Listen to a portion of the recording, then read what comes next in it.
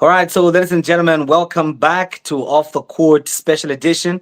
I know that I was supposed to have the show yesterday, but unfortunately, due to the current power situation that we're having in the country, unfortunately, I couldn't come online and be able to interact with you and discuss all things basketball. For those of you that will be joining or tuning in for the very first time, this is a basketball show specifically dedicated to keep conversations that are progressive, developmental, and at the same time, building the game that we all love, which is basketball. This evening, I'm privileged to be hosting two of important household names when it comes to the game of basketball. These are men that have had the privilege of playing, coaching, understanding the game at a different level. And at the same time, these people are not just basketball savvy or are not just basketball intelligent. These are individuals that even outside basketball have had the privilege to get to interact with on several issues and on several occasions, just to be able to not only get advice but also just professionally interact with on several issues. So joining me this evening, I have Sipo Nakaloa, who is coming all the way from Nairobi, Kenya. Mr. Nakaloa, good evening, and it's great to have you on the show. And of course, I have a man I hate so much. I don't even know why he's here, and this is no other than Kelvin Bain, the only Zimbabwean who the whole country doesn't like, the whole Zambia doesn't like. Yeah, I'm just joking. He's our brother. He's always supportive. He's been here several times. We always discuss and talk basketball. And this evening, gentlemen, we will be looking at the Basketball Africa League tournament that just ended in Zimbabwe. And all of you that are here, I know you've had a share of experience when it comes to that particular tournament. So, Kelvin Bain, I'll start with you. We were together in Harare. You watched the game firsthand, how Matero Magic clobbered your hounds and beat everybody else. The entire country was beaten. Harare came to a standstill. So first and foremost, Kelvin Bain, just your reaction. What is your thought, or what is your take on the tournament that was held in Zimbabwe, the road to BAL? You've had a privilege of seeing other qualifiers, but this one specifically, what is your 2 cents on it? Thank you for having me, and I'm glad I've got Sipo on the other side. A man, one of the few guys I respect in Zambia. I'm joking.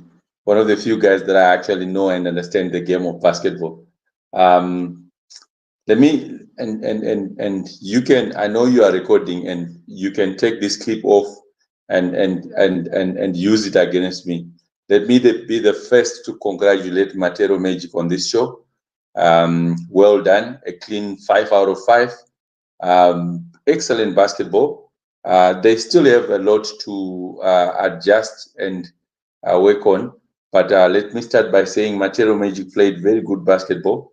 I am not a fan of their full court press, but they had a roster that knew what they wanted to attain.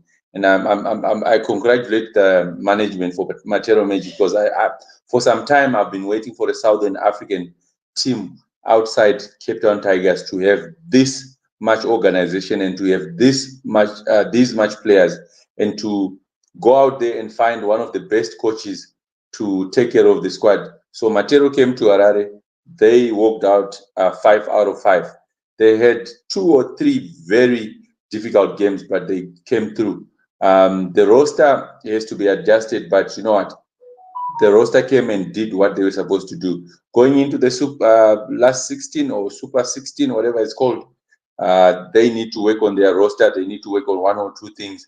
And I think I see Matero Magic going into the last 8. Okay, interesting thoughts there from Kelvin Bain, all the way from Zimbabwe. And I forgot an important detail in case you're thinking he's just a basketball commentator.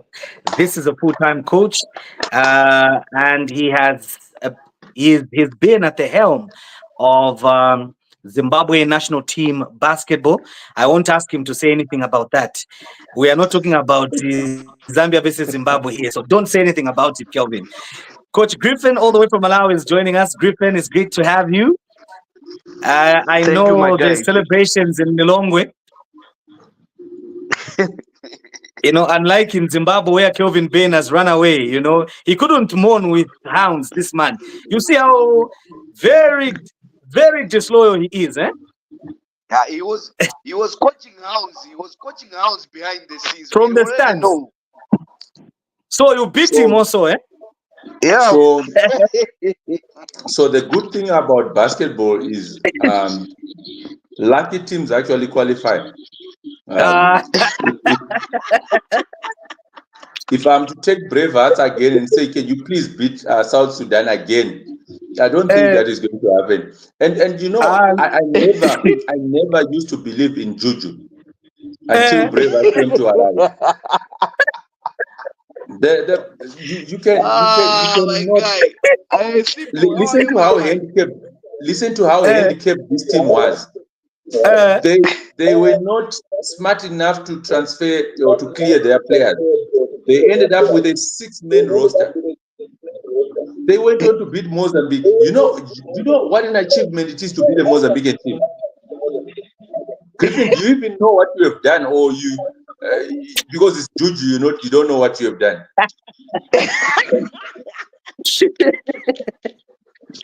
anyway, we'll get to that.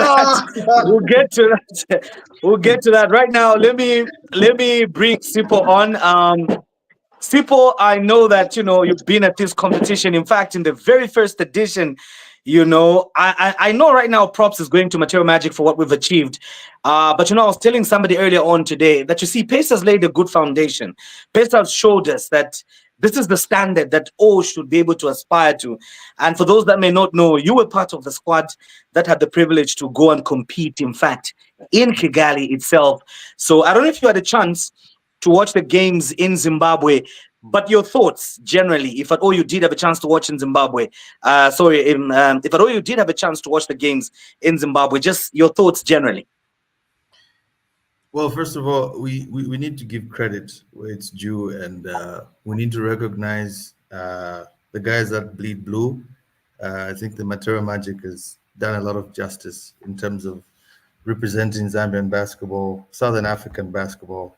Um, I think we need to, first of all, go back, just a step back, and look at where Matera Magic is coming from. This is not the first time that they've gone past the first 32 team stages. I mean, last season, we didn't have so much of the performance that we desired because obviously it was our first season.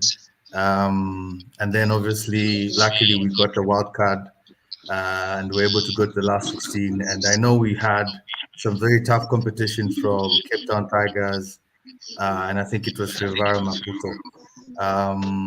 I don't think we played very badly, but I think it was just a question of, the jitters of the first season. So coming into the third and fourth season now, we see that 5 over 5, which is quite astounding, especially for us as a country. But obviously, we need to give credit to the organization in terms of the kind of investment and the kind of effort. We see a lot of diversity in terms of having a lot of the foreign-based players coming in and obviously complementing the game, which is obviously propping up the competition levels in the game in the game. So we really need to recognize that in terms of the transition, the changes, the transformation. Having a coaching staff and to have a very overwhelming support from so many people that have been behind the Matura Magic in the first stages. I did have a chance to watch the games. I know most of the times it was during peak hours when we're probably working in the shift, but certainly very big change from last season. Much more athletic, much more gel in terms of the shooting game. Certainly agreeing with Ben in terms of the adjustment that need to take place. And one of the reasons why we need to have some adjustments is because if you look at the transition of the competition from season one, when we went in the first 32, yes, I mean, we were the team that qualified to represent the country. We had a good run in the first 32. We had a good run in the last 16, but in the last 16, if you look at the margins, even the margins that we're losing and the games that we're losing, even for us, you could tell that there's a lot of areas that we didn't have so much experience. So obviously, it was a big blow for us not to qualify in the last 16. But as you say, that foundation has set the stage, and we can see Material Magic taking that stance and pushing the competition levels up. And I think this is a great step to see them go and compete at a much bigger level in the final 16. Maybe perhaps what is important to note, even in this transition, is that what you see in most of the teams, especially in Bao now that this market capillarity where we have a lot of consolidation of different players, you see that a lot of the teams would try to strengthen their numbers and would try to make adjustments to make their teams stronger. So even as an organization, I think we need to, keep watch of what other teams are doing in terms of fixing those areas where they need to make adjustments, because certainly, in those 5 slots, there's going to be a lot of competition to compete in the last 16, and eventually they only want 4 teams that are going to qualify to the tournament next year. So, talking about Sipo, you've mentioned very well, the issue of beefing up the squad and what other teams are doing. I will get back to you on that later on. But for now, Yes. just allow me to welcome the man with the juju, the best juju that Zimbabwe doesn't have. This is no other than Griffin Kalua, all the way from Malawi. Griffin, first of all, I was there on the ground. I saw the handicap that, Kelvin Ben referred to when it comes to Brave Hats. So I just want you to tell us, first and foremost, uh, what does this win mean for the nation of Malawi, participating in Road to Bal for the second time and being able to pull off such kind of an amazing result? What was the excitement like in Malawi basketball community? Uh, actually, the excitement is still there. It has not yet died. You go on social media, people are still commenting on our page. Uh, we've got different organizations inviting our players for dinner. I just had a meeting with a bank that is interested in sponsoring us for Elite 16. All of these things are new. I've never gotten any sponsorship before, man. This is something that has really excited us. Until you do something, then people wanna associate with you. So the excitement is there. When you're starting something, people are not there. But when you've done something that then people start seeing. I know it's not that great, but it's a good feeling because it shows that what you've been doing, um, people have been seeing. It's just that people were not saying anything about it. Now they are able to get excited together with us. They're excited for the king, for the club, but they're also excited for the country, and they can't wait for us to play in the Elite 16, regardless of what will happen in Elite 16. But we've made history because it's the first team in Malawi to get to the second level. Okay. Congratulations once again for obviously achieving that. Kelvin, let me come to you. Sipo started a very interesting conversation that we're supposed to be focusing on right now. I know the wins were achieved and everything, whatever was done there, but we have to, of course, be realistic when it comes to preparations. Having watched Material Magic go against Mozambique, go against everybody else they did, and also understanding the competition that awaits at Elite 16, what kind of adjustment would you be able to expect Material Magic to be able to make as we look at the Elite 16? And I'm not just talking about Material Magic. I'm talking about Bravehearts as well. I'm talking about South Sudan as well, which may receive the wild card. What are your thoughts there? So before you get into it, Conrad Msonda watching, congratulating Griffin over there. Okay, so over to you, Kelvin. Um, it's nice to know that Mr. Msonda is watching, and the only person he knows on this panel is Griffin, which is okay. Um, when I looked at the Matero Magic team, and I remember I was sitting with you and the other Mm. Zambian guys, which is one thing that I'm also commending about Zambian basketball. You become mature. I saw administrators from other clubs coming to watch and cheering on Matero Magic. I call them the models because most of the guys in Matero Magic are worried about their looks more than the basketball they play. Um, Position by position on the first five that was on the court. I'm not the coach, but I'm talking from a coaching perspective, position by position. Mhm. I think Matero Magic immediately needs to find a point guard. It's unfortunate that you can't teach height in basketball. The point guard Mhm. that was starting, who's Augustine, might not be able to play as much time in those difficult and um, games that are coming up. And one will say maybe I'm victimizing or talking something that I don't know. The state sheets from Harare say it all. If there is a starter who played as a starter for Matero Magic and then was not able to play more than 13 minutes in that game, then you should know there is a problem there. As a coach, this is what I know. If the person is my starter, I should be able to at least play them 20 minutes in that game. If it's a tight game and you play less than 10 minutes and you are started, it means then you are probably not a starter, but look good as a starter. So I think the point guard position, they need to have somebody who is much bigger. We can't teach height, who is much bigger.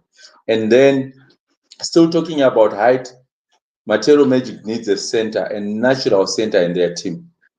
You do not play BAL as we have seen without a natural center. All teams that have gone to BAL have had a natural center, and it is always um, good to have a backup plan for your center, which means Matero Magic needs a center and most likely needs somebody who also covers for the center. So those three positions for me are going to be key. And then when it comes to Okay.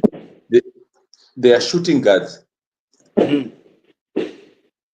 I'm I liked watching that boy from Portugal. I think he's from Portugal. Everybody called him Jesus. I watched that boy play. I don't think he will be able to play as much in the rounds that are coming. And with everybody scouted him now, he likes his spin, he likes shooting. Where we are going now, that shooting and those spin moves are read well, way before read by defenders because they've been scouting him. And most of those are going to be turnovers. And lastly, there is something that I want to comment about Southern Africa, which is Zone 6, and people are Mhm. sleeping on Zone 6. We are the current champions of BAL through Angola. Angola. Mhm. We have MBB who are already through. Then we've got Matero Magic, and now today we have Bravehearts. So we are already a threat in BAL. It's unfortunate that South Africa was not able to host, and they're taking away an opportunity for us to solidify our hands in BAL because BAL might change its criteria. Nothing is cast on a stone when it comes to BAL. Things change every day. So Southern Africa, in a way, has become a hub of basketball. Angola has always been big. Mozambique has always been big. But look at what has happened. Malawi, there are some people who can't point at Malawi on the map of Africa. This is strictly because Malawi is a small country and nobody knows about Malawi through basketball. What I like about what happened to Malawi is that they qualified with Malawian players and with only one or two guys that are not of Malawian descent, but they qualified with Malawian players. They beat the stronghold basketball stronghold with their own players. Whether I say it was juju or it was plain basketball, it still and fact remains Malawi with just one or a couple of guys that are half Malawian, because I believe everybody in this region is from Malawi, qualified. So we are also sleeping on the fact that even the team that did not win a single game at the qualifiers took one of the best teams or the third best team. They took them to the wire. Because I remember Botswana Defense Forces and Fox Basketball. I think it was a 5-point game or 7-point game. So people are sleeping on the region when the region is actually doing very well. Botswana, Malawi were teams that we never spoke about, but they are going toe to toe with the best there is in this region and in the continent. So, lastly, and to conclude, Matero Magic looks good. They probably will go to the last 8. They look very good. They need to continue working, but those positions, they need a point guard.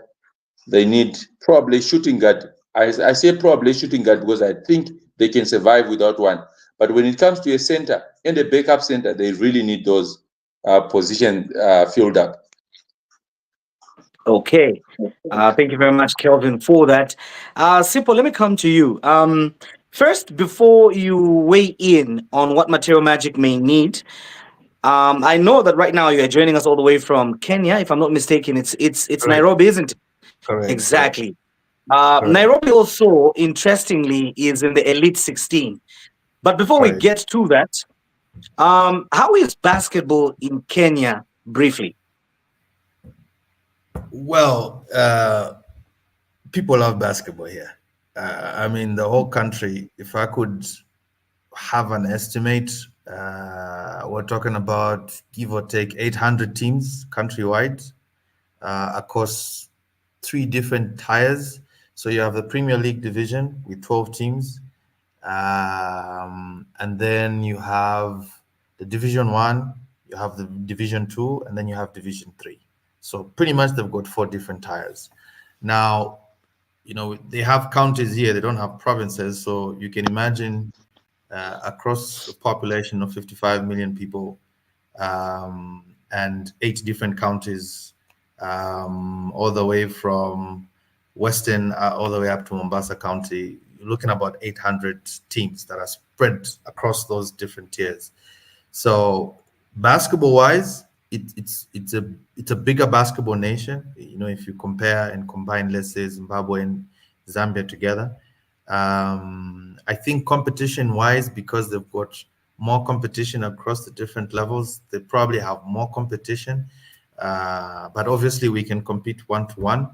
They have a Premier League, which is a professional league that they have here.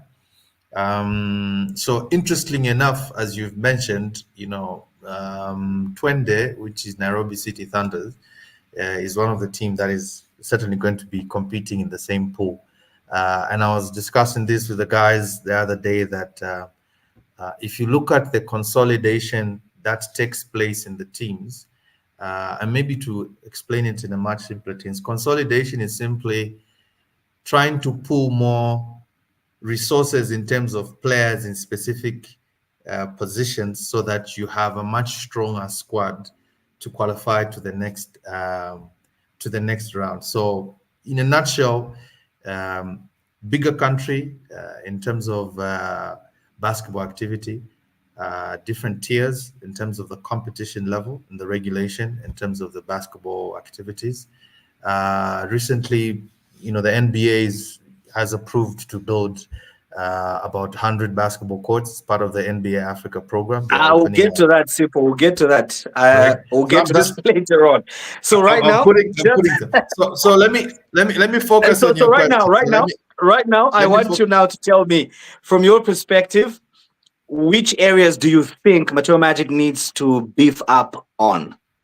Okay, I'll summarize in 3 points, and I want you to look at it from, first of all, if you compare the 2 pools the pool of players in the East Division and the pool of teams in the East Division and the pool of teams in the West Division. So West Division is probably most of the North African countries. Size-wise, in terms of size capacity, the size of the players, I think where we are in Southern Africa, we can't compete. Okay, so that's a very important perspective that you need to have. Okay, again, if you look at the number of achievements in terms of the clubs that have gotten the championship in the last 3 seasons, the 2 seasons went to the North Africa. Now we have one achievement by Petro de Luanda from last season. We watched those games in Kigali last May. So now it is on our side. Now, if you look at what I keep saying about consolidation and the struggles that Petro de Luanda had from season 1, they had to make several adjustments both at guard position, center position, and forward position. I think in terms of the point guards, it's not so much of a problem for Petro de Luanda. But I think they had Sebastian Faust, which was, we used to call him the Dreadman. I mean, this guy was incredible on the 3-point line in terms of shooting. They had some pretty solid forwards and some pretty solid centers. So I want to resonate and agree with the observation that Ben had made, that when it comes to the center position, the forward position, that's a very key area, because when you compare the size capabilities between our teams that are probably from Southern Africa, much more smaller, and the guys from the other side of the continent, we really need to look at having very solid centers and very solid forwards. And when I need solid, not one-dimensional, because I think we're traditionally used to having one-dimensional players who probably might be able to rebound very well or maybe give very good screens, but you can't be able to score. Basketball Africa League, everyone has to be able to score. It doesn't mean that you have to score 15, 20 points like the big athletic guards, but as a forward, other than your traditional core capabilities, you really need to be able to score. Okay, so those are the first 2 areas that I want to identify. The other area that I want to identify is what Ben has mentioned on the point guard position. So let me give you an example with the situation that happened with Nairobi City Thunders, because obviously that's a team that I'm mostly used watching here. So they had already some point guards that they had, they were using during the regular season. Okay. But coming to the Basketball Africa League, they actually had to go and import point guards, like pretty athletic and pretty talented point guard to fill up those positions, because the guys that they had were predominantly small, predominantly shorter. So from a size proportion, I mean, that was going to be very difficult, because you're going into a competition which on average has 6'3", 6'4" guys that are very athletic and very good in that position. So, for a guy like Ogi, exceptional player, like this guy is super talented. But I think those are the areas where you find that even if he had to go and play, either you have to step up and be very exceptional in comparison to the point guard from Petro de Luanda. They have one short guy. I think that was the shortest player in the tournament, in the last 3 years. So on the point guard position, it's very important to just have your primary point guard, but you also need to have a backup point guard, because there are certain times when the dynamics of the game, you can't really rely on one specific person to carry the team in that role, especially when the game is intense. You have the 3 different conferences, all the way up to the final games in Kigali, when you get into the final stages in May of every year. So it's very important to not just have a point guard position, but to have a backup point guard. And lastly, shooting is a very key area of the game that we as a country, we really need to understand. It's very important to invest in shooting. If you look at the statistic sheet for most teams, I know Kevin talked about the dynamics of, the minutes in terms of productivity, of how much you're actually contributing to get those specific areas for you to achieve that win in a specific game. But I think the shooting game is very, very important. And your guards have to be very solid to have a very high average in converting most of the shooting attempts, especially in this stage where you have quite solid teams, City Oilers, NBA Africa. You've got the, Nairobi City Thunder is a great shooting team. I know we've got a lot of shooting team, but, amongst the players that we have in our roster, that's an area that they really need to invest in the remaining time so that you have a very good way of converting those attempts when you go into this stage. I think I should be All able to right. give Griffin an opportunity to give us his thought on that. Yeah, so unfortunately, we've lost Griffin here, but I know he's probably trying to get Yeah. back and join. But, just to put into context, what Sipo is talking about, I think, when people are having conversations like this, sometimes people tend to think some of the stuff that is said is mainly theoretical. But when we talk about a bigger guy who's able to move, run, and guard a small guy, I remember very well. I think that time I was with Heroes and we were playing Pesas. And Correct. I was comfortable being guarded by somebody who was, my size and probably, slightly bigger than me. But there were a couple of switches that would happen where, in fact, Simple, you had such bad manners, where you find that this guy, he's supposed to be playing 4, and then all of a sudden, he's there guarding you. You do all the crossovers and everything. The moment you try to shoot, he just does this. And, you can't find your target and things like that. So I just wanted to bring this out that, when Kelvin and Sipo talk about the point guard, the importance of the point guard being bigger, some of us experienced it. The moment they put a bigger guy on you who can move, my word, it was quite work. So, and I want people to know that whatever views are being expressed here, these gentlemen have nothing against Augustine or anybody else that is mentioned here. We're just having candid basketball conversations. So in comparison, so let me put it in comparison, like in practical comparison. So if I look at, let's say, in the current team, if you don't have the Zimbabwean boy, our golden boy, Sopiri, if you don't have Sopiri, so let's say take Sopiri and you have Ogi, okay? What the Angolans would do if or maybe any of these teams that, like City Oilers. So City Oilers is the Ugandan team, very high, very tall kids. I mean, this is, this is where the Nilots came from, eh? If you go through your history, this is where the Nilots came from. And these are very tall kids with so much girth and so much size that if somebody who is very athletic, is 6'4", is probably my weight, 101, 102, and is able to move his feet. So if you're Ogi and you have that person who's doing a full court press, you understand. Yes, from a speed perspective, from handles perspective, you can probably be able to beat them to that. You understand what I'm saying?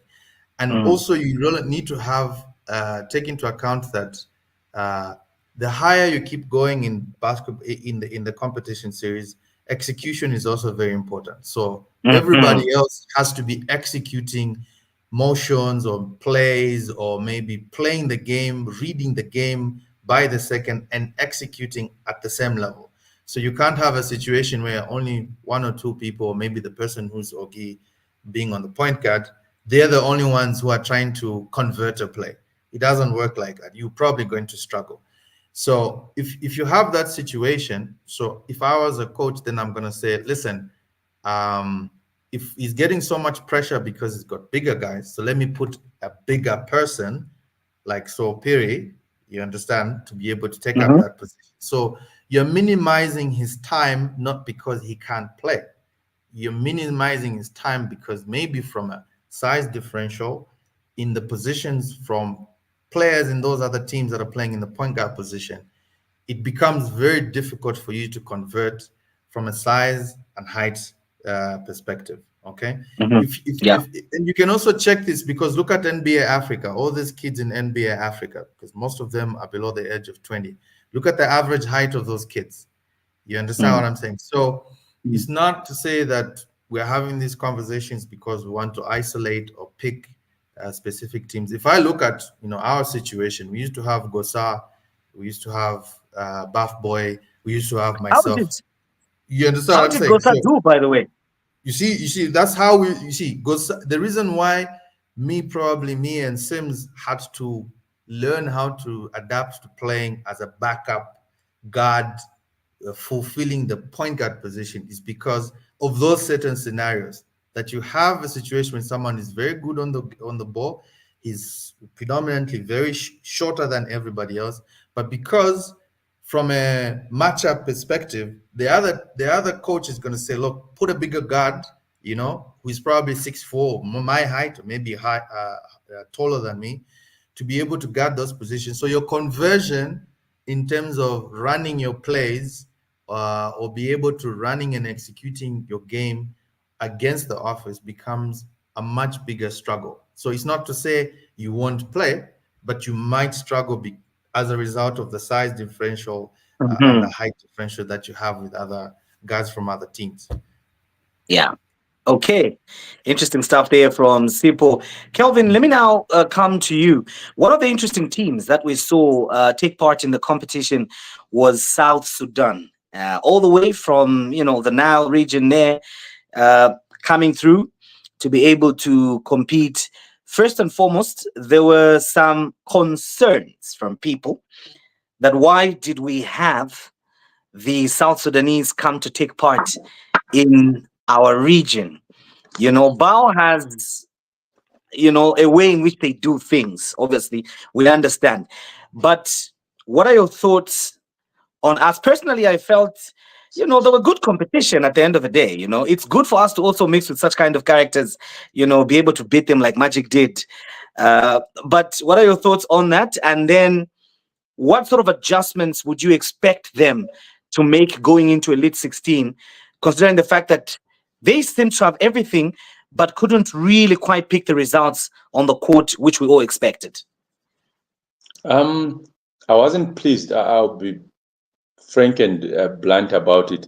I wasn't pleased by a South Sudanese team coming down to play in Zone 6 qualifiers, because obviously, if there's going to be a wild card, it's going to go to them instead of Hounds or any other team from Southern Africa, or it could have been the Mozambicans, could have been Botswana.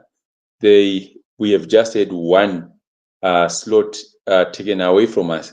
Had they won or became number 2 in the tournament, if Griffin hadn't actually surprised them by pulling the carpet of their feet under their feet, it's a sport that for Southern Africa that would have gone to the wrong people, to the wrong club, to the wrong geographically. We shouldn't have them coming to play down to Southern Africa. But here is the thing: they came with players that are of Sudanese origin and who grew up and are playing in America. I spoke to most of the kids after the tournament. You can hear the accent. They're not Africans anymore. These are kids that are playing in an American system, and that then scares me in that don't they have an added advantage when it actually comes to the Elite 16, in that they can have a team of Sudanese not in Sudan who are already exposed to basketball at that high level. And Sudan has taken over basketball in Southern Africa. No, sorry, in Africa as a whole. This is why the Olympics, they qualified straight. They beat European teams to qualify there. And most of these players that are they are of Sudanese origin, but they have already grown up in an American or an Australian basketball system and culture. So I was happy they came. They showed us the basketball that we've been trying to tell our players how basketball is played. Penetrate, kick out, one extra pass, second extra pass, one more. And they were opening up the key. They were There is a lot that happened, and the only reason why they lost to Matero Magic was because they couldn't get rid of the full court press that Matero Magic threw at them. If they had an answer for that full court press that Matero threw at them, they would have beaten Matero by 20 points. Credit to Matero Magic for sticking to it and using it and actually winning the game. I don't know how the basketball gods in Africa, particularly Matero, BAL, are doing what they are doing, because they are actually taking away a sport meant for a certain region and sending the sport to another region. I don't know if it's well calculated what they're doing, but I think one day it will create huge problems for them. Okay. I, Okay. I, Interesting there. So Sipo, I know you want to come in. I know you want I to come agree. in, but as you Yeah. as you make your addition, City Thunders apparently have secured the services of one Majo, of the Majo, Majok. I don't know. the South I think Sudanese, the he South must still Sudanese, be the leading rebounder, isn't it? When it still comes to the number one records, rebounder in the exactly. from inaugural season. So Yes, from the BAL, and they've also secured the services of another interesting guard. You know, a very exceptional guy who could play defense, who could guard the perimeter and shoot lights out. If the gods on that particular day just give him a slight yes, which may not be definite, but just a slight yes, he would tear that net for you like crazy. And this is no other than Haruna. What are your thoughts on these additions as you comment and build on what Kelvin said? So, first of all, I don't agree with that decision. Now, personally, I think that there has to be some level of equalization, and to allow teams from a specific region to be able to take advantage of the sweat and the effort that they've made, and to have more teams from that region being able to, participate in any given level of competition. So Petro is automatic qualification. So obviously everybody else who's left should have that opportunity. So I agree with Ben that ordinarily maybe they should have been going into zone 5. Nairobi City Thunder went to Tanzania. They went to compete in Dar es Salaam. Most of the teams, Urunani from Burundi, went to play with all the teams within this region. So I think it would have been more logical to have those guys compete within their region. But I think that there's something that has happened to South Sudan as a country, which the effects we're actually seeing them in basketball. And if you remember, when the first genocide started in South Sudan, and a lot of these people, a lot of the guys that went as refugees to countries like the US, they went to Australia, New Zealand. I had the opportunity to be in the Middle East, where I met with players like Lualua. I think you remember Lualua from Ahali, Libya, from last season. The Diop, the yeah, the unanimous MVP. yeah, Lualua, the guy who was the MVP. I mean, I met that guy in Beirut when he was playing in the championship games, in that particular region, and they had Diop. I don't know if you remember a guy called Diop. I think he played for the Rockets in the Yeah. NBA. I mean, that guy is South Sudanese, but obviously he's been naturalized by Australian, as an Australian. So I think as a country, the effect of the conflict, has created that situation where a lot of these guys who have left, to seek asylum and to live in these other countries, yes, by identity and by nationality, they still remain as South Sudanese, but obviously, as a result of living in these countries, playing basketball at that high level, they still get this opportunity where they can come back to Africa, and play in this platform. Even if we come here in the Kenyan league, a lot of the top guards, a lot of the top forwards that are playing in the big teams. We got about 2 kids from South Sudan that are playing in Nairobi City Thunder. They are South Sudanese. So I think naturally in terms of the genetics, because of their size and their height, and obviously this kind of exposure, I think it has created this advantage for them, to have a lot of these guys who might be living in the US or any of these European countries or Australia to still come back to Africa and participate. Now, however, coming back to Nairobi City Thunder, and I think this resonates exactly with the observations that we made in terms of consolidation. Majok is a top tier forward, not just in Africa, but on the planet, because I've seen him play in Middle East, I've seen him play in Southeast Asia. You can go and do your research, you can see his stats, and certainly he certainly has an impact in terms of Basketball Africa League. So Nairobi City Thunder has acquired these services, and you also have the other guard. And I think the key thing here to pick out is that the money is also changing the dynamics of how this game is influencing the competition for most of these teams.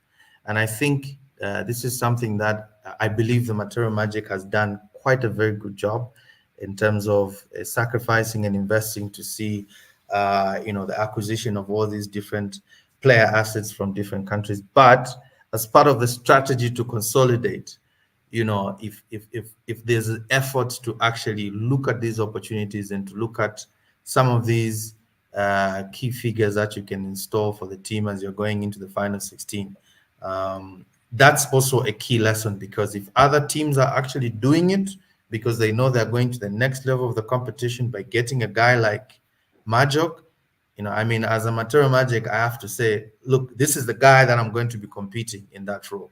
So those are the elements that we are actually talking about in terms of, looking at adjustments and replacements and the whole strategy of consolidating and making sure that you can get very good players that you can fit into some of these positions as you're going into the next level of the competition.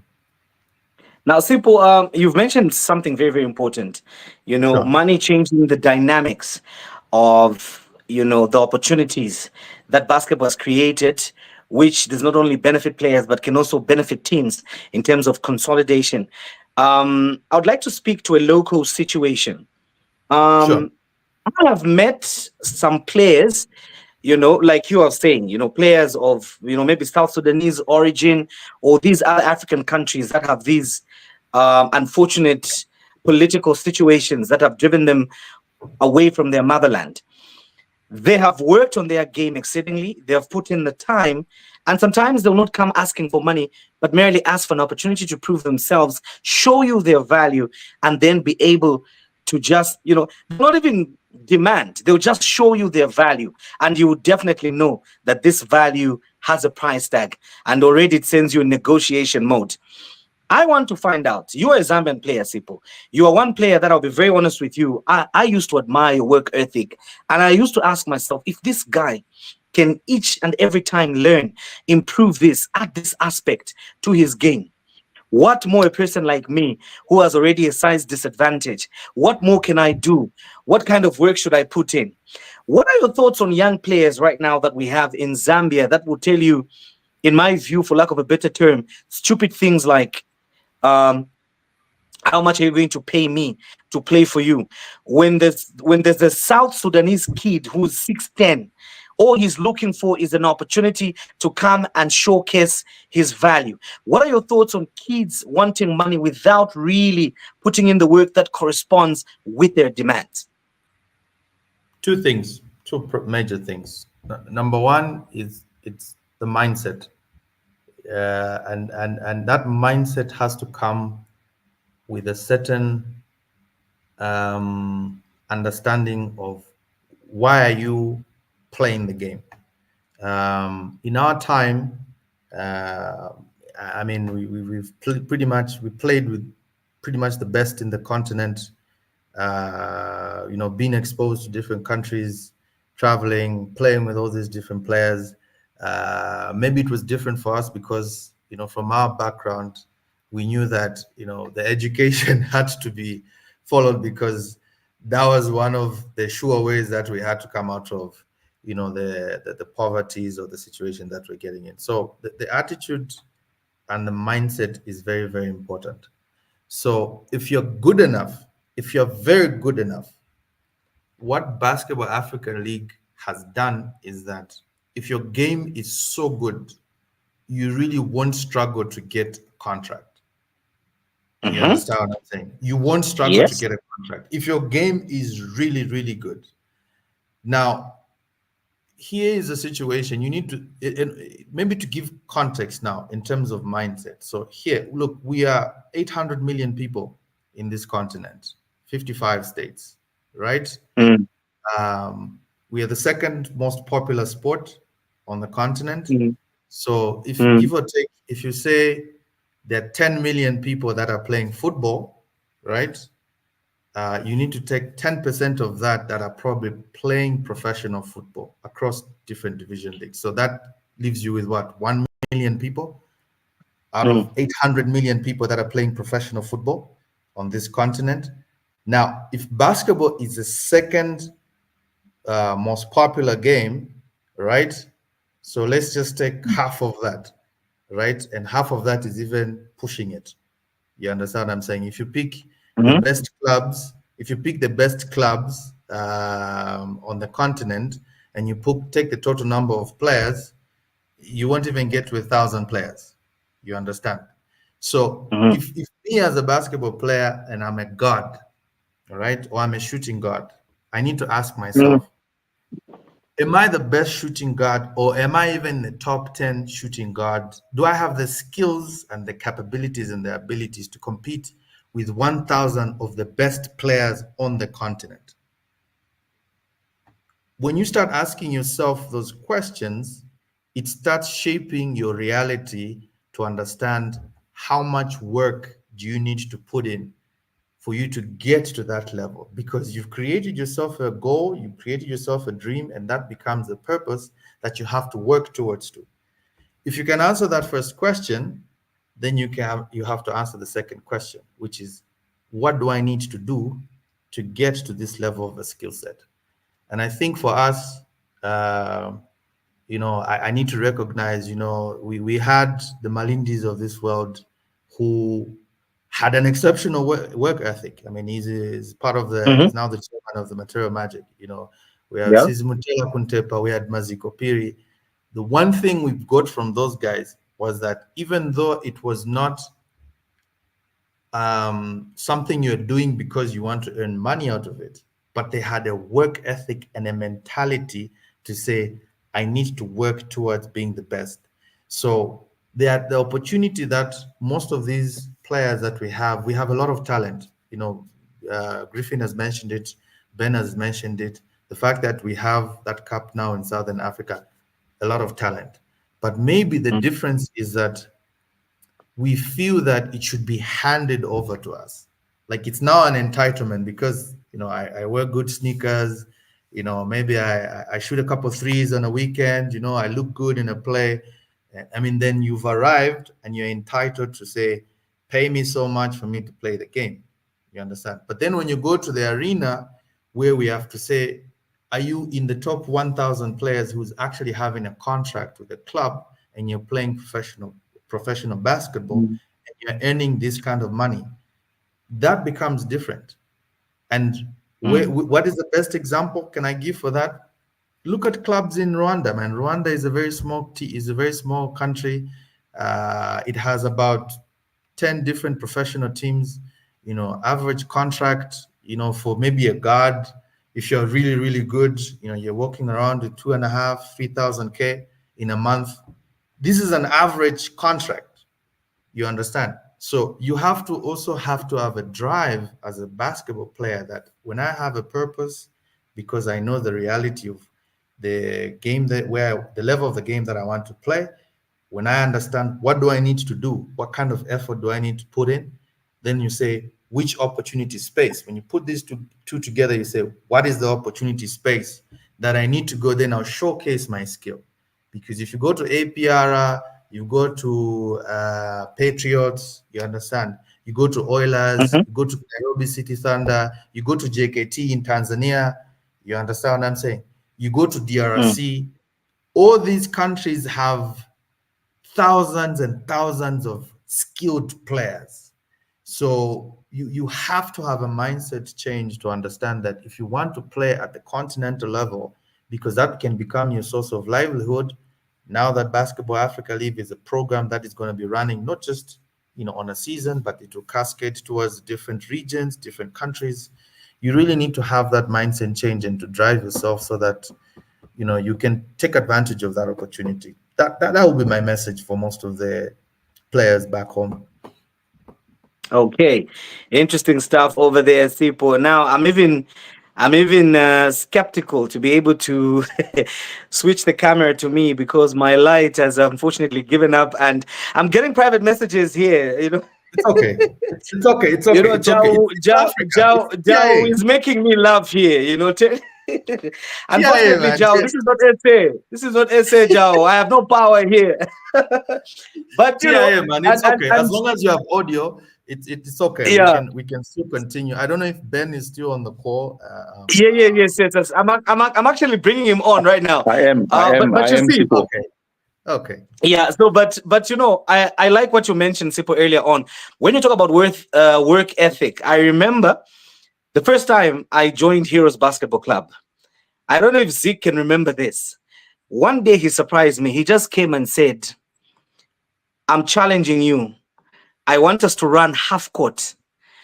And if you can't beat me, you are not ready to play in this team. We'll do half court, we'll do full court. If you can't beat me one sprint, then you're not ready to play." And I'm like, this dude, what's he thinking? Then it didn't make sense. But as we went earlier on, he would always remind me and say, look, I've been where you are. You are a small player. If you don't have speed, if you don't have the IQ, if you can't shoot the basketball, if you can't record 0 turnovers, you are not ready to play. So I totally agree with you, Sipo, when you talk about the issue of work ethic and things like that. But I still maintain my position, Sipo. We have a whole lot of lazy kids that want the money that they've not worked for. I was telling your former teammate, Kobe, Mule, just today, that I wish this basketball league opportunity came when you guys, people like you, Sipo, were playing. You guys by now would have represented us everywhere. You guys would have been mercenaries, perfect mercenaries. You get it? I'll allow Ben to witness, to be my savior. You see? Ben, but anyway, can you be our savior, Ben? Can you be my savior, Ben, in this conversation? So, Ben, coming to you, Yes. there is an issue that has caused a lot of headaches, and I know that probably Griffin being unable to connect right now or stepping away momentarily is because he is trying to think around and through this particular issue that has happened. South Africa, as you mentioned earlier on, as it stands, we will not host, and indications are pointing to Libya as a nation that will be hosting the Elite 16, where we are supposed to participate, including Kenya City Sports and all these other teams. I mean, I don't understand, Kelvin. I don't understand the structure of FIBA. Like, if one air ticket, for example, I checked about 48,000 kwacha for a return flight. That's just for one player. Talk about 45,500. You're talking about $1,000 plus just to be able to take one player to Libya. Is this really working to our advantage as teams from this region? I'm surprised. I'm gutted that South Africa is failing to host. But we all understand now from what happened in Zimbabwe that hosting this tournament or the qualifiers is not easy. It's not an easy job. This comes to the fight that I've always had with FIBA in particular. That why does FIBA always come and collects money from clubs and never gives anything to the club? If I go to Matero Magic today and say, in the history of Matero Magic, what have you received from FIBA? They'll tell you they've never received anything from FIBA, but they've paid, thousands and thousands of dollars towards tournaments, towards affiliation, towards stuff that has to do with basketball.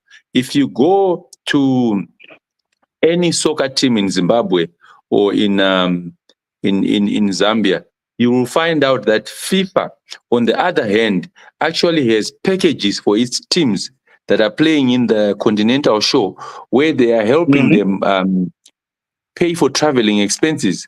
But when it comes to FIBA, they always taking all the time.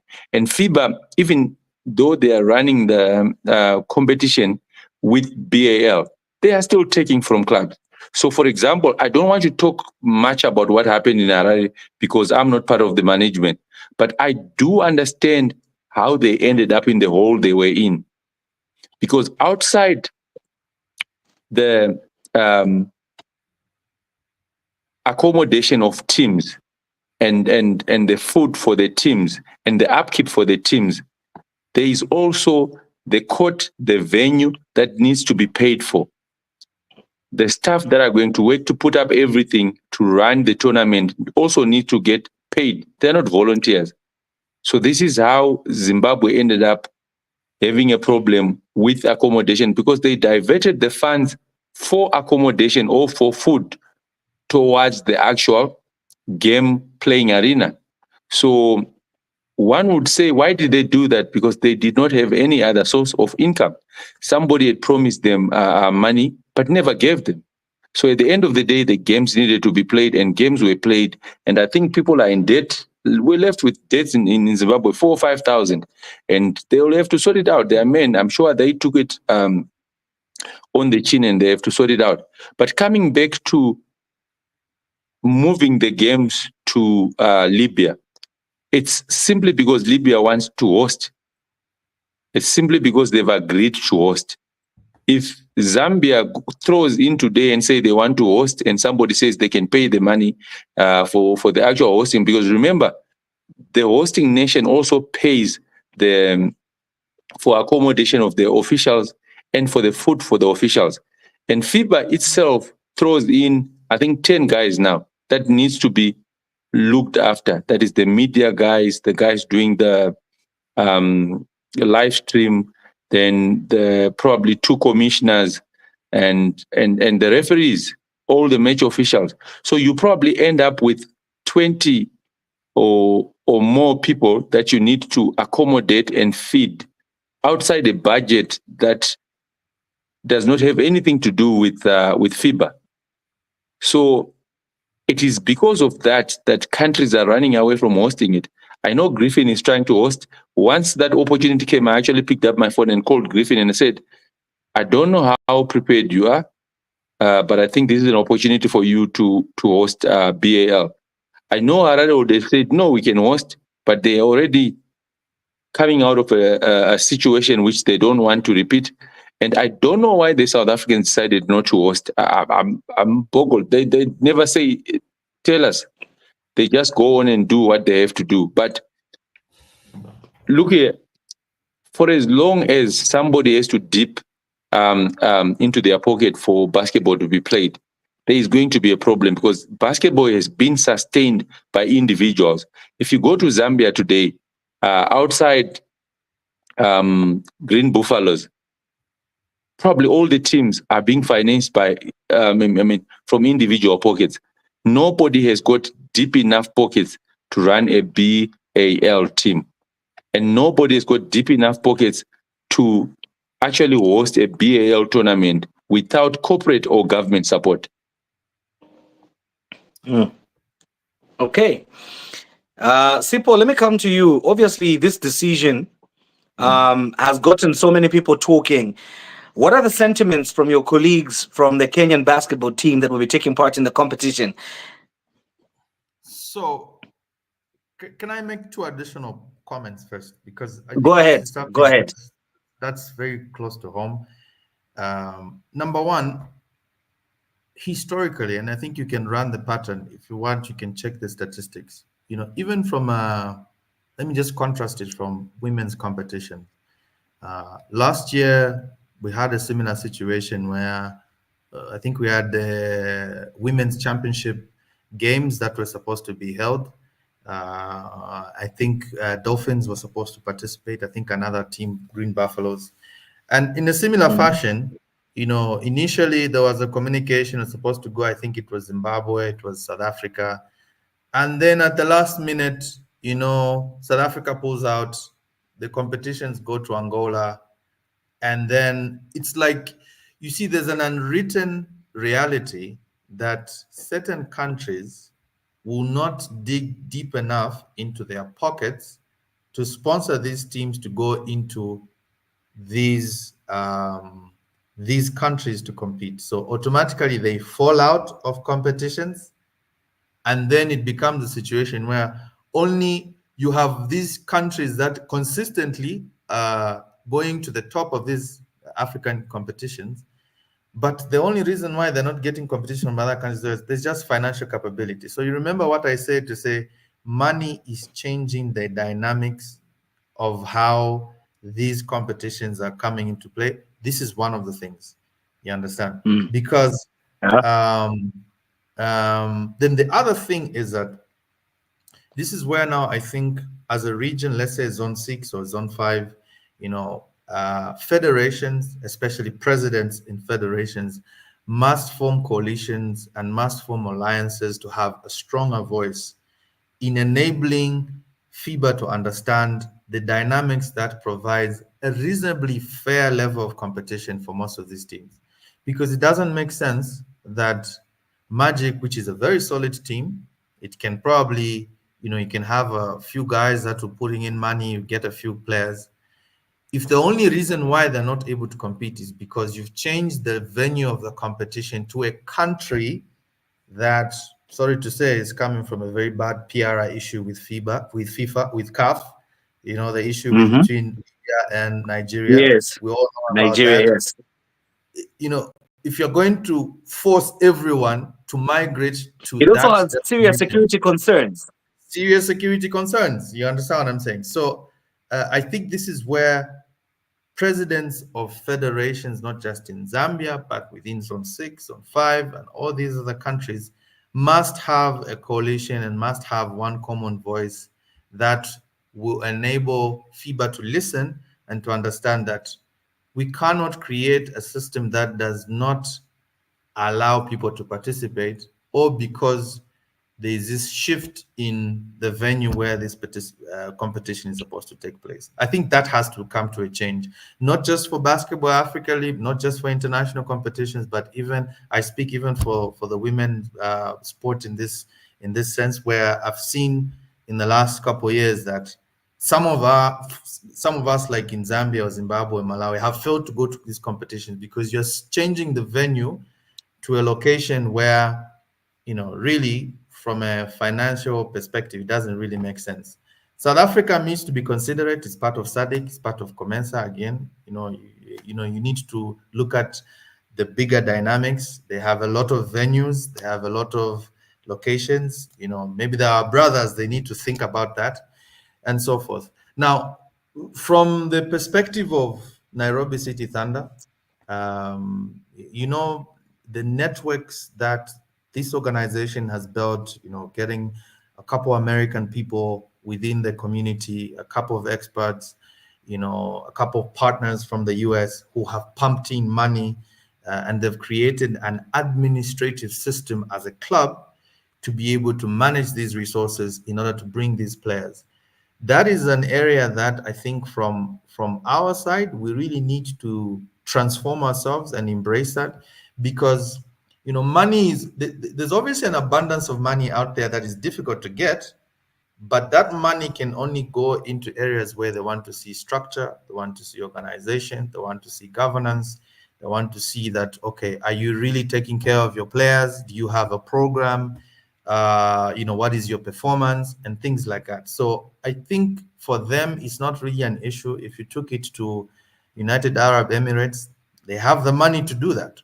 They have the money to pay for their team and their staff to do that. But I don't think that's a reality that's consistent with most of the other teams. I know Mm. probably half NBA Academy is got they're already sponsored by the NBA Africa. So obviously for them, it's not an issue.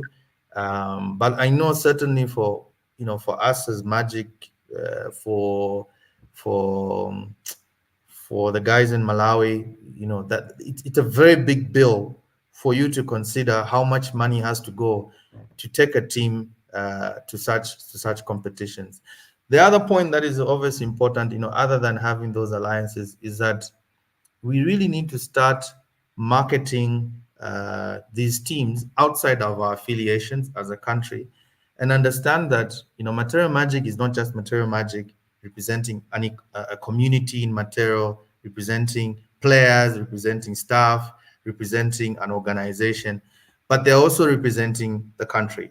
So if they're representing the country, we also have to have an interest as a country, such that if it means pulling other people from other organizations, whether it's in the government domain or it's in the private sector, we really need to pull all these resources together so that we can support them in situations like this, where we are trying to fight to find a much cheaper venue where we can go and compete from, but just to make sure that we can pool enough financial resources and hold them accountable to make sure that they can have greater chances of succeeding in the next level.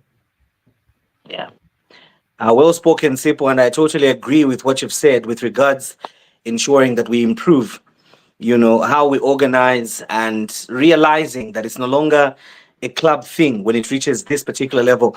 Kelvin, Sipo said something very, very important, federations coming to a place where they form strategic alliances that can be used to leverage hosting of these tournaments to increase participation, whose benefits obviously are immense in terms of improving local competitions and many other benefits that may come with that.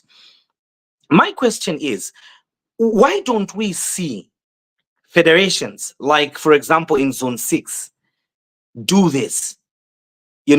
If Libya honestly can put in a bid, this is a war-torn country. This is a country that has issues. If they can put in a bid to want to host Bal, yes, they have the money, they have all these things. But why can't our federations also be able to strategically come together and say, you know what? We have this information. We know Libya is trying to get this. If South Africa, I wanted to use the word chickens out, but that's not the correct word. If South Africa, decides for so many reasons. So why don't we see, the Joe Mujurus, the Maziko Piri, I've forgotten the name of my good brother from Malawi, Botswana, and all these people. Why don't we see these people being proactive and take the direction that Sipo was talking about?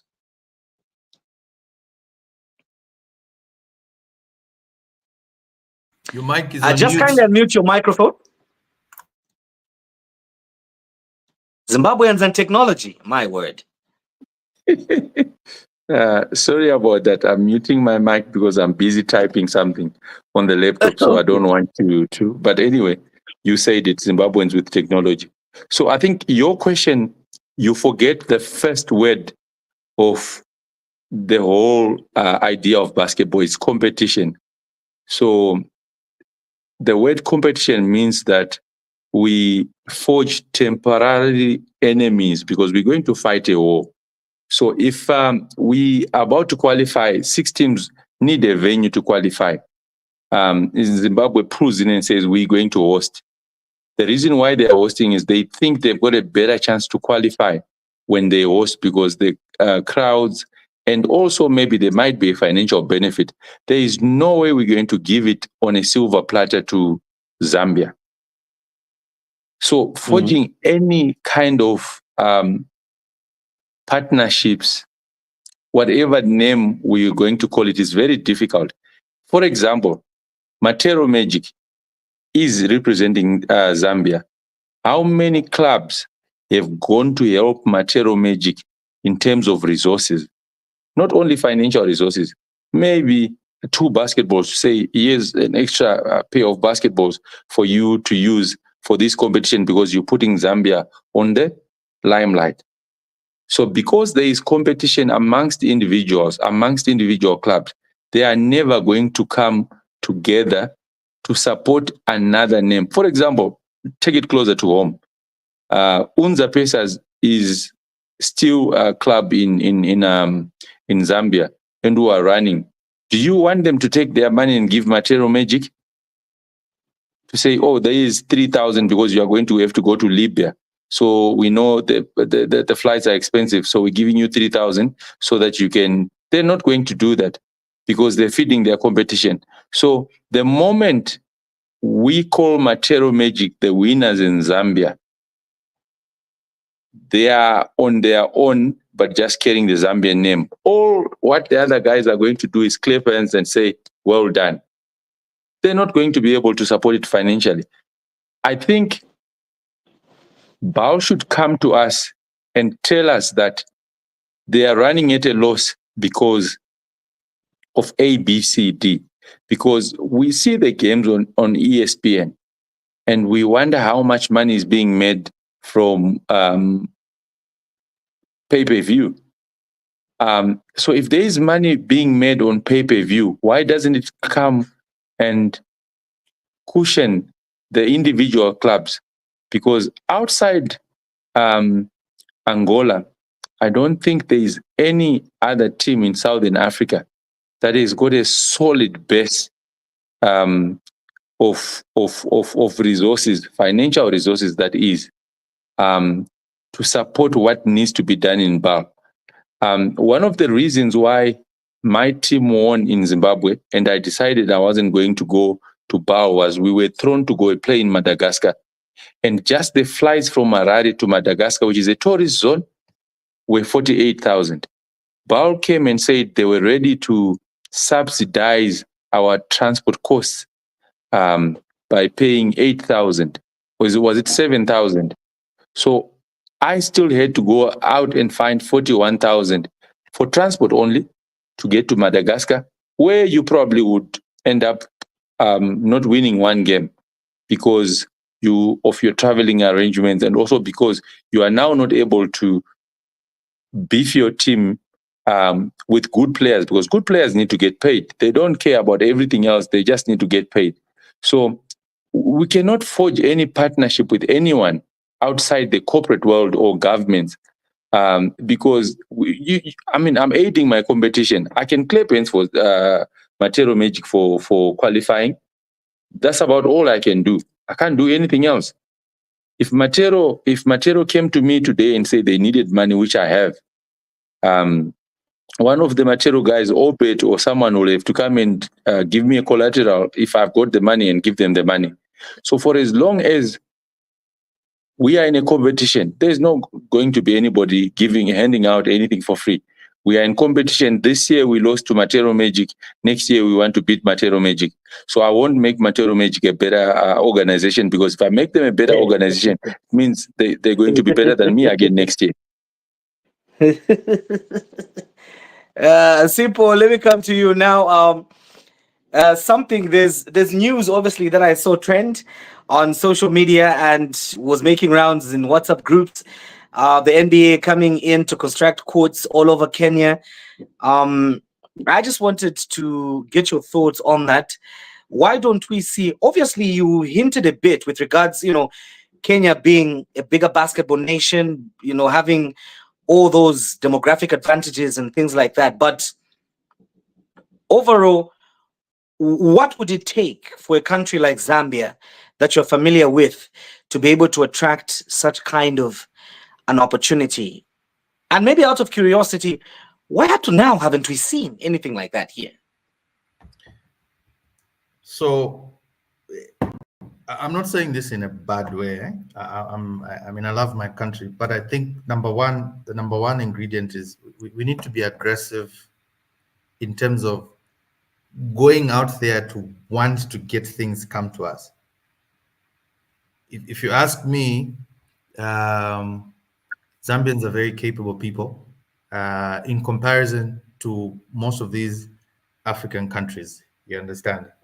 But I think we sit a lot outside of the fence, that a lot of these other countries, or a lot of these people in other countries, they form these circles and they speak to each other and they interact with each other to get some of these things into those countries. So the aggression to really say, who do I need to talk to? Hey, listen, I'm from Zambia. Here's my proposal. How do we get, let's say, 50 courts? You understand what I'm saying? And maybe if we Mm-hmm. take a step back, we need to understand that Basketball Africa League is still a business. You understand what I'm saying? Mm-hmm. There is still a Yeah. business model that is working. You understand? The NBA is still a business. You understand? Yes, it has Mm-hmm. social impact, it has community impact. You can measure the impact from a social perspective, but you still need to understand it is still a business. You understand? Now, for that business to be sustainable, you need to build programs in the Uh-huh. foundation. You need to build programs. For those programs to be measurable or for those programs to be tracked over a period of time, you need infrastructure. That's why, to borrow from Ben's perspective, FIFA has a fund that gives to countries to go and rehabilitate football courts across the country. That's why Mm. if let's say Faz will decide, no, I'm going to Nakonde, we need to fix a court, or I'm going to Kasama, we need to fix a court. So that infrastructure is a primary ingredient for you to run those programs, those football programs. You understand? So if you compare now demographically, we are 20 million people, 55 million people. If you count the number of teams, the whole country, we are probably less than 150. If you put all the other different PBAs, you understand, eh? Mm-hmm. Here there's more than 800 country, 800 teams. You understand? So even if we looked at it from a common market, right? They have a bigger market here in terms of running development programs. You understand? Mm-hmm. So the Yeah. question then is, you as a country, as Zambia, what are you doing to go and sit in front of Claire Kamanzi, who's the NBA of Africa, and say, listen, Claire, I need 50 courts. You understand? We have a lot of brilliant people in basketball, and a lot of support people in basketball who can write, whether it's proposals or whether it's, you know, building into networks or going to these events and saying, listen, we want to do this, you should come and build a presence in our country. And we need infrastructure in terms of courts in order to administer and run these basketball programs. I think that is a one thing that is a differentiator between what I've seen maybe to the east and where we are as a country. And I think, we have to start having those conversations and taking advantage of, being here and looking at who can we actually bring to the table so that we can run this. You understand? And then Mm. ultimately, when you have those programs and you have the infrastructure, you build the first foundation of the basketball development pathway, which is programs and grassroots basketball.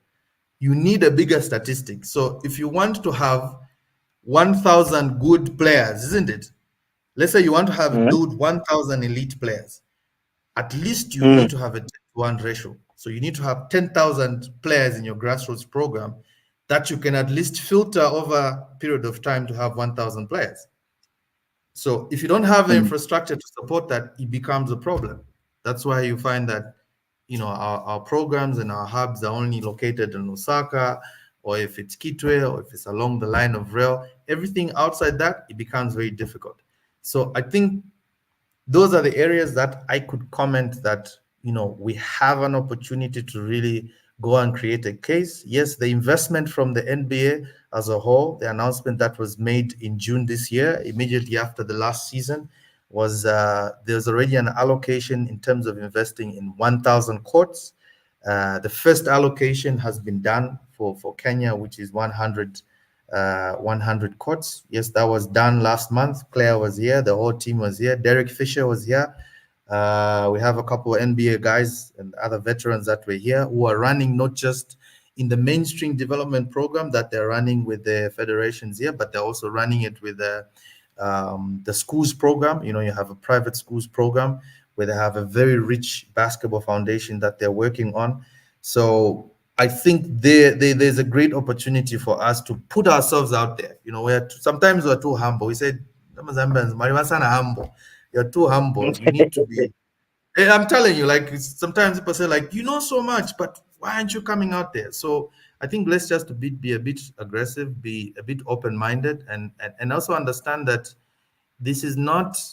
Yes, you can contribute and influence for something good to be done, but you also need other people to come on board. You need other people to work with. You need to increase the base of people that can come and work to make sure that that thing works. Because at the end of the day, those courts are probably going to live longer than you and I combined. We'll go to the grave and rot, but those things are going to have a much bigger impact in the future because we work together to make sure that we can attract that investment. We can tap into that investment, even if it's saying 30 courts or 50 courts. It makes a difference for us as a country to run our programs. So that for me, I think is the biggest differentiator and things that we can pick out and learn from our colleagues and be able to, translate it to our own context in terms of Zambia, taking advantage of those situations. Okay, so obviously, gentlemen, I've kept you longer than usual on this show today because I feel we needed I'm to still unpack ready quite a to lot go, of man. Like things. I can keep going. I can. I don't know about them. Yeah, on a lighter note. Sipo is a statistician, and he likes throwing around figures Numbers, to yes. scare everybody. In the conversation, he likes scaring us with with figures, statistics that it really makes sense. His statistics really make sense, but he's just throwing them around so that we get scared.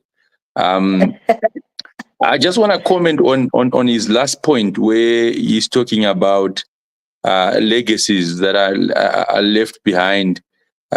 These kind of donations, like 100 courts being built over Kenya, over and around Kenya. My, you know what? One day I'll sit down with the FIBA president in Africa because he's now close to home, and just find out how does FIBA FIBA gets a lot of money. If I were Sipo, I would actually know how much they get from NBA, how much they get from European basketball, how much they get from all these other activities, and how much they spend. I just think because we are not a francophone nation, and we are not francophone nations, we probably are not getting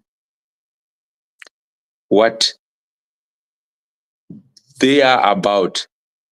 Because for as long as I've known, FIBA has not donated anything substantial or have not done anything substantial. They have to wait for other organizations like NBA to come and build courts in Kenya. For a whole nation like Kenya, known for its Maasai warriors who are always jumping up and down, born with the jumping up and down stamina, the vertical leap that we need in basketball, for Kenya to have minimum representation in NBA, it's mind-boggling. For Southern Africa to have had Tsepo Sefolosha in the Cephalosha, yeah. NBA, yes, in the Mhm. NBA, it's mind-boggling. But it's because of what Sipo is saying, is that we don't have enough courts at the right age across our nations. We all concentrated in the elite, which is Yoka Lusaka and Ed Yoka Harare and maybe Bulawayo in Zimbabwe. Outside those two in Zimbabwe, there is nothing happening in any other region. 4 years ago, just to conclude, 4 or 5 years ago, I was in a supermarket and I saw a lady way taller than me. And I asked her which school she had gone to. She actually went to the school where my club practiced basketball. But this girl is a size 15. She wears a shoe size 15. She came all the way through high school. Nobody ever noticed her. She finished high school and was in college when I first saw her.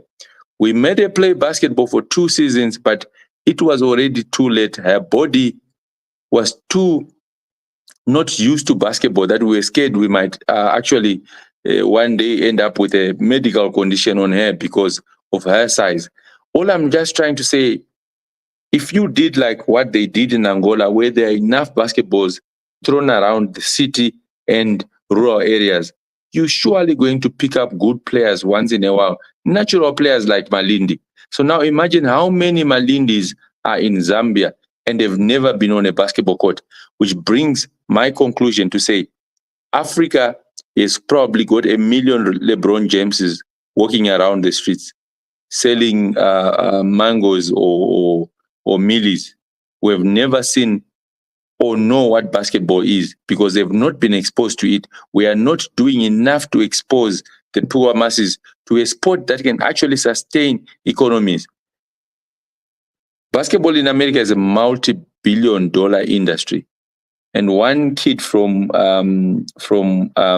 France was telling us yesterday on Twitter on one of the on one of the Twitter handles that I thought I was a super athlete when I was in France, but I came to NBA and now I'm an average athletic guy, which means it's only 4,000 guys, if I'm not mistaken. Sipo can verify my statistics. It's only 4,000 guys that have played in the NBA ever since it started.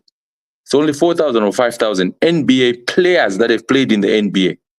So we're saying we want to have one of the 5,000 players that have ever played in the NBA to be coming out of Zambia. What's his name? Douglas Ndalama.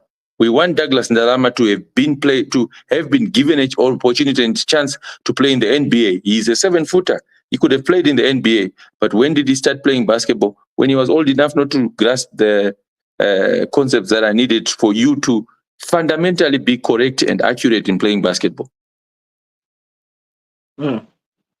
Okay, interesting thoughts there from Kelvin.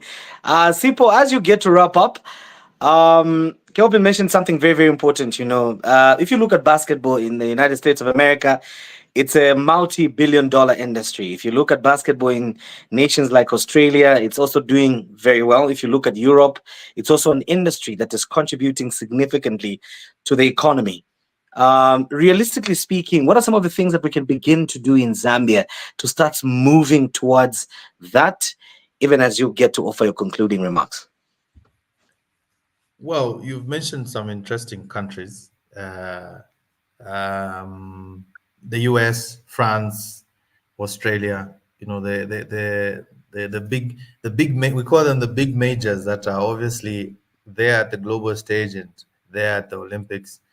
But I want to challenge you to read something about the sports culture in Spain, because in the last 5 years, yes, go and read about the sports culture in Spain, because right now a lot of people, researchers, are looking at why is Spain so dominant in all categories of sport?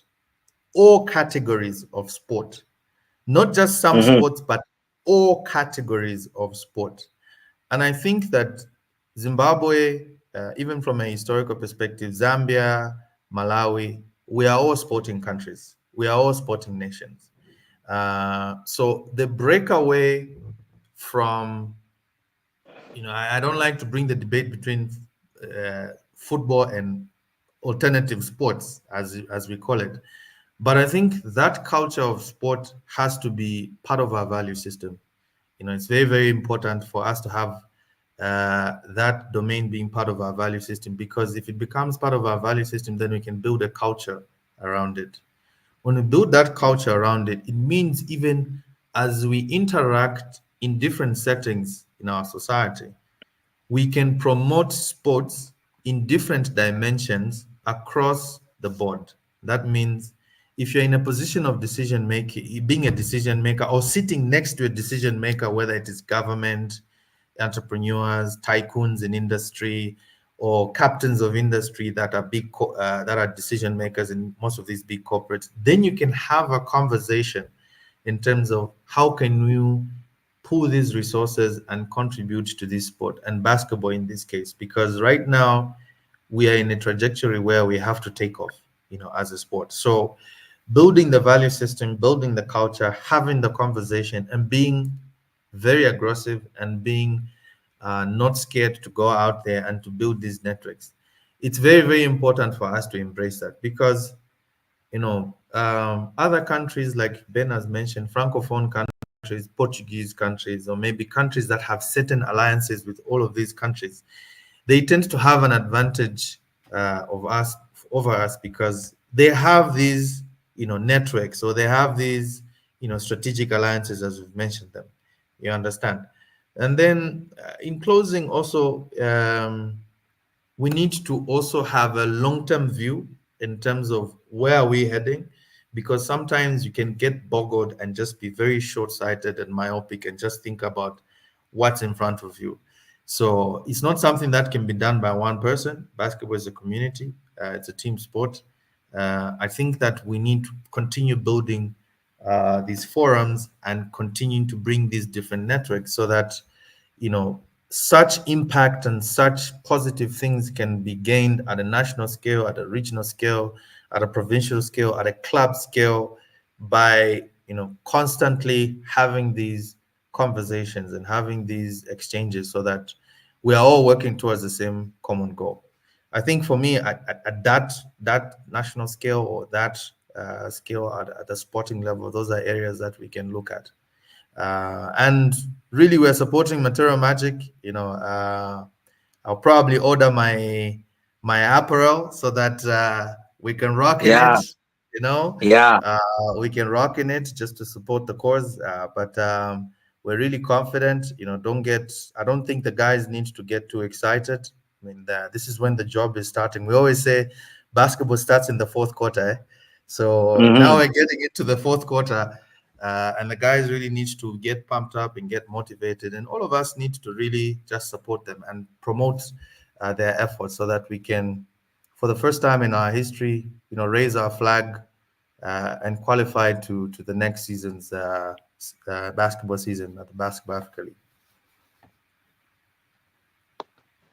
All right. Thank you very much. As you can see, my load shedding arrangement is at its peak, and this is what Kelvin Bain loves to see. Kelvin Bain loves to see things like this.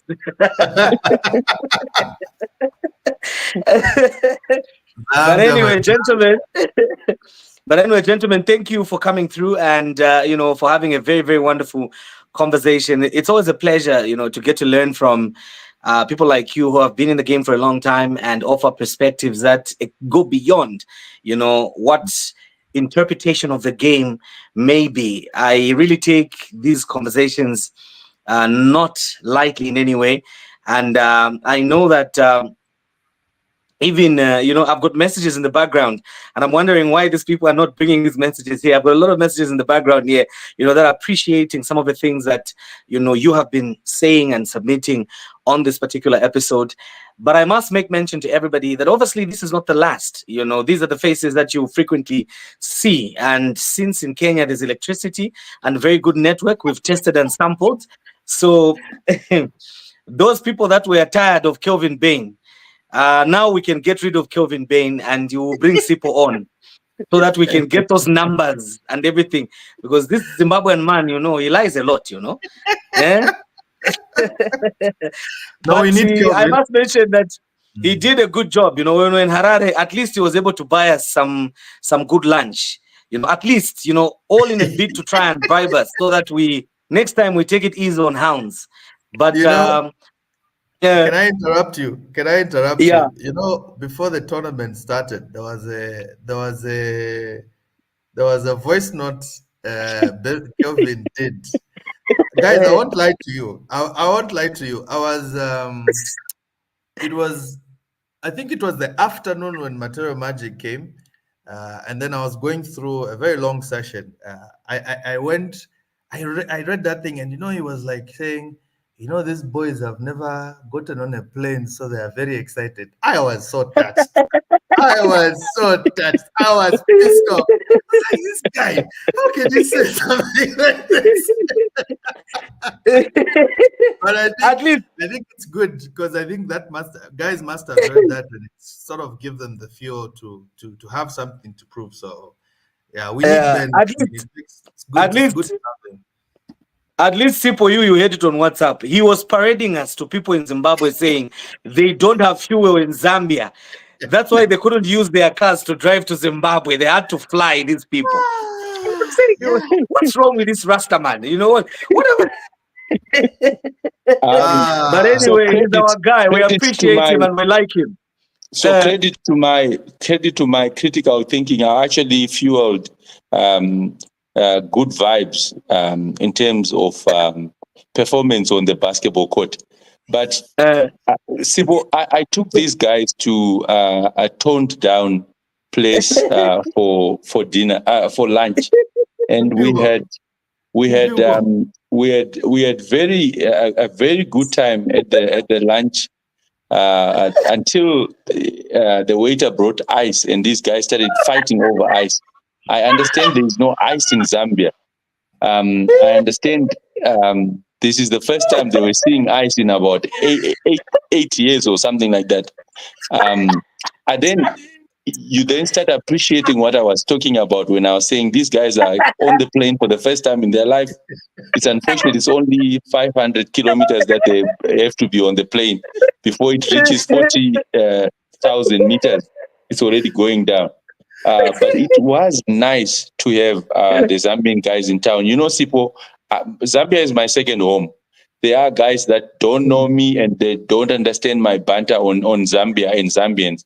And if I actually don't care what they think, the right people know what I mean. I had 3 or 4 chats that were disturbing. Somebody baying for my life for saying rude things about Matero Magic. They have no idea that after Foxes probably comes Matero Magic and Munali San. They have no idea the history between me and these clubs. The fact that I can say that stuff with confidence. Even my older brother Malindi wanted to clap me when he saw me. I said, how can you say things like that about me? And I was like, but you are Zimbabwean, my brother. You used to swim across Zambezi to come and play in Harare. There is good rapport between Zambian basketball and Zimbabwean basketball. It's these new SGs that are trying to tarnish the good image between the two countries. I know more basketball courts outside Zimbabwe in Zambia than anywhere else. We used to come and play 6 or 7 just challenge games in Zambia. Absolutely. Nobody's getting anything. Zambian teams used to come. We know it's a thing. I know more Zambian players than I know of any South African players. Absolutely. If I'm coaching and I'm allowed to go pick up players, I first of all look into Zambia because Zambia produces strong, agile players. I just think their IQ is not at the point their bodies are. And I've always said it, something has to happen with the coaching level in Zambia. The coaches in Zambia are way below their athletes. The athletes are here and the coaches are here. So what happens at the end is the athlete comes to the level of the coach. If an American coach is not lazy, if a proper American coach is going to come to Zambia and coach one team, you will find out what I'm talking about. Zambia has got a lot of untapped talent. That is great. Yeah, okay, gentlemen. We won't stop here, so we just have to call it a night. And it's been a pleasure. Thank you very much, guys, for coming through. We'll definitely have another one. Yeah, sure. I mean, we are already in the dark. Yeah, so we are definitely going to have another one, and we'll definitely examine other dynamics of basketball and other things just to be able to enrich the conversation. So good night to everyone, and to everyone that joined in. Thank you very much for watching. We will see you next week for another edition of Off the Court. Good night. Cheers. Bye.